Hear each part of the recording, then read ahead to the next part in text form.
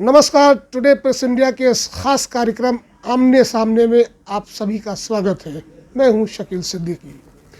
दर्शकों, जैसा कि आप जानते हैं कि कोरोना काल का दूसरा दौर चल रहा है और ये दौर इतना ख़तरनाक है जिसे लेकर पूरे हिंदुस्तान में एक कोहराम सा मचा हुआ है। लेकिन हुकूमतें हैं वो चुनाव में पूरी तरह से व्यस्त हैं और मस्त हैं। देश के लोगों का क्या होगा, जाने उनकी जाती हैं तो जाए, इससे उनको कोई सरोकार नहीं है। और चुनाव आयोग जो कहता था कि पहले मतदान फिर जलपान, अब यूं कहा जा सकता है कि पहले मतदान फिर बचाएंगे जान। हमारे साथ मौजूद है साहबा एक्शन कमेटी के बानी वहीद फारूकी साहब। हम उनसे जानने की कोशिश करेंगे आखिर रमज़ान के इस महीने में लखनऊ के धर्म गुरुओं या उलमाओं की ज़बान पर क्यों पड़े हैं ताले। बहुत बहुत आपका स्वागत है हमारे इस कार्यक्रम में। जिस तरह से आपने देखा, सूबाई हुकूमत ने कोरोना को लेकर, या ये कहा जाए कि कोरोना की आड़ को लेकर, चाहे बात नवरात्र की जाए या फिर रमज़ान के पवित्र महीने की जाए, और यहाँ के उलमाओं की जो एक खामोशी है, ये क्या मायने रखती है आपकी नज़र में? देखिए, सबसे पहले तो आप ये समझ लीजिए कि मैं एक बात आपके माध्यम से जानना चाहता हूँ कि क्या वाकई कोरोना है? अगर कोरोना है तो हुकूमत सीरियस क्यों नहीं है? अगर कोरोना है तो आप ये हमको एक बात का जवाब दे दीजिए। मैं आपकी सारी बातों से एक बात कह के अपनी बात उसी में पूरी करे दे रहा हूँ कि कोरोना का इतना प्रकोप होते हुए इस तरह से लोग परेशान हैं कि ऑक्सीजन नहीं मिल रहा है, हॉस्पिटल नहीं मिल रहे हैं, दवा नहीं मिल रही है, लोग सड़कों पे मरे जा रहे हैं। लेकिन आप एक बात का जवाब दीजिए कि उत्तर प्रदेश हुकूमत की गाइडलाइन अलग आती है और हमारे शहर की उलमा की गाइडलाइन अलग आती है और हमारे शहर के ज़िला अधिकारी की गाइडलाइन अलग आती है। आपस में ही इत्तेफाक नहीं है। देखिए, हमारे डीएम साहब की गाइडलाइन आई जिसमें उन्होंने गाइडलाइन में बताया कि लखनऊ शहर की नगर निगम सीमा में नाइट कर्फ्यू। ठीक है, ये बात लोगों ने समझी। उसके बाद हमारे उत्तर प्रदेश के मुख्यमंत्री जी की गाइडलाइन आई। उन्होंने कहा कि संपूर्ण उत्तर प्रदेश में धार्मिक स्थल में 5 लोग जाएंगे। अब आप ये बताइए कि जो गाइडलाइन हमारे डीएम साहब ने जारी की और ये बताया कि लखनऊ शहर के अंदर कर्फ्यू है नगर निगम सीमा में, नगर निगम सीमा के बाहर कर्फ्यू नहीं है, क्योंकि नगर निगम सीमा के बाहर प्रधानी के चुनाव चल रहे हैं, पंचायती चुनाव चल रहे हैं। अब ये बताइए, वहाँ की मंदिर और मस्जिद जहाँ पर इतनी गैदरिंग हो रही है, हमारे शहर से मिले हुए जो देही इलाके हैं, उन इलाकों में प्रधानी चुनाव को लेके गैदरिंग हो रही है, प्रत्याशी डोर टू डोर जा रहा है, और उसके बाद वहाँ की मंदिर और मस्जिद में 5 लोग। हमारे उलमा, हकीकत ये है कि जो पेट आपको बड़ा दिखाई देता है, वो पेट इस बात का नहीं बड़ा है, वो पेट इस बात का बड़ा है कि इतना डकार के बैठे हैं कि इनकी ज़बानें बंद हो चुकी हैं। ये वही बोलेंगे, ये उतना ही कहेंगे जितना हुकूमत इनसे कहलाएगी। उनकी गाइडलाइन पहले आई कि 100 लोग पढ़ेंगे, 50 लोग पढ़ेंगे। उसके बाद दोबारा आई कि 5 लोग पढ़ेंगे। इसकी वजह से कन्फ्यूज़न इतना क्रिएट हो गया कि लोग परेशान थे कि कैसे तरावी होगी, कैसे क्या होगा। आखिर लोगों ने पूछना गछना शुरू किया। पोजीशन ये आ गई कि लोगों ने मस्जिदें बंद कर दी हैं, और मस्जिदें किसी हमारे उलमा के कहने से नहीं बंद की है, लोगों ने झुंझलाहट में बंद की है, गुस्से में बंद की है।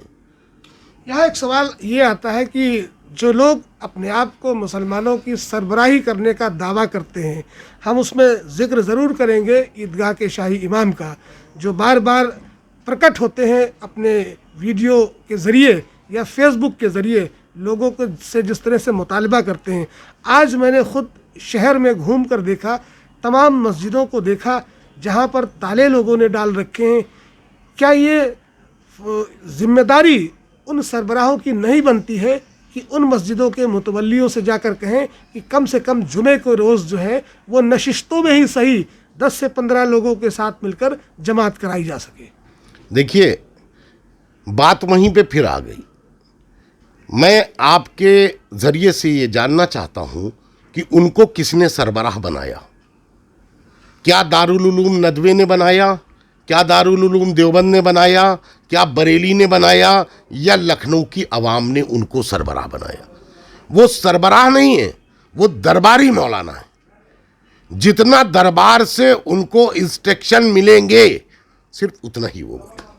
सहाबा एक्शन कमेटी की तरफ से कई बार ऐसे मुतालबे किए गए और आप भी फेसबुक लाइव पर जब आते हैं तमाम ऐसे मुद्दों को रखते हैं, तो क्या लगता है कि सहाबा एक्शन कमेटी की तरफ से ऐसे सरबराहों को या ऐसे जो अपने आप को आलिम दीन कहते हैं या तमगा लेकर घूमते हैं, उनके लिए कोई पैगाम या उनको एक कहा जा सकता है कि उनको एक सीख या नसीहत देने जैसा सहाबा एक्शन कमेटी की तरफ से क्या कुछ किया जा रहा है? देखिए, ये सिर्फ अपने आप को, अपने स्टेटस को मेंटेन रखने के लिए कौम की दलाली हो रही है।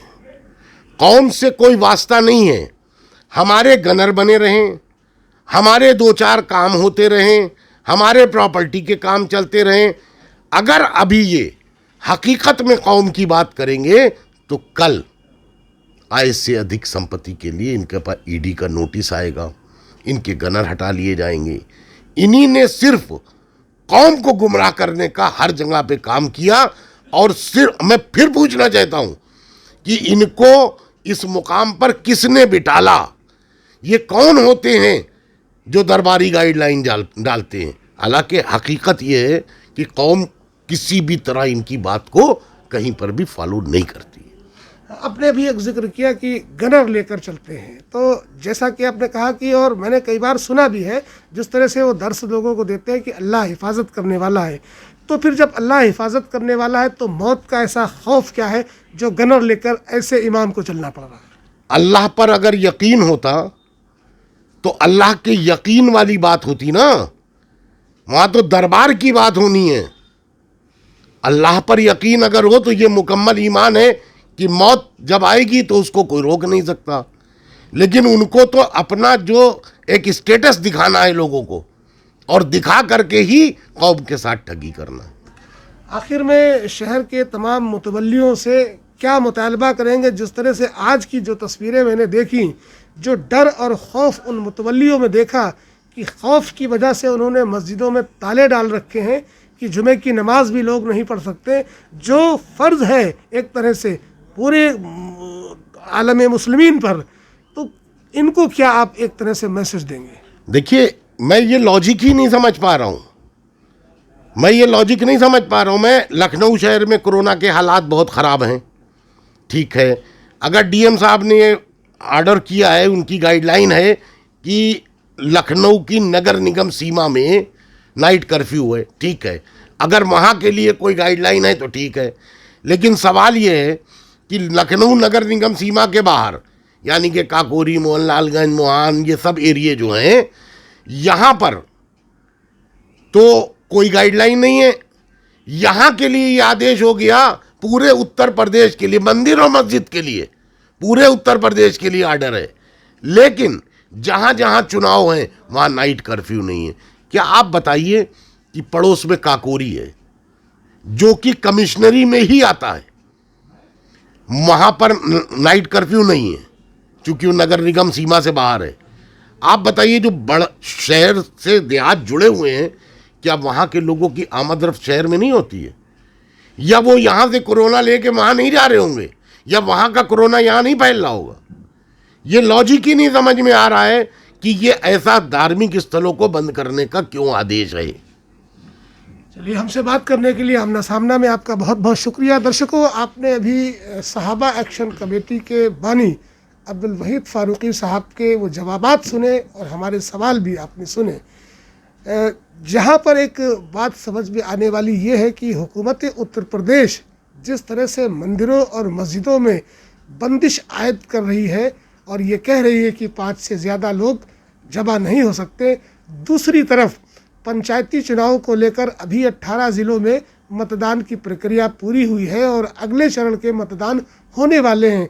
जो प्रशिक्षण केंद्र लखनऊ और आसपास की जगहों पर सरकार की तरफ से बनाए गए हैं, उन प्रशिक्षण केंद्रों की तस्वीरें भी हमने आप तक पहुंचाई हैं।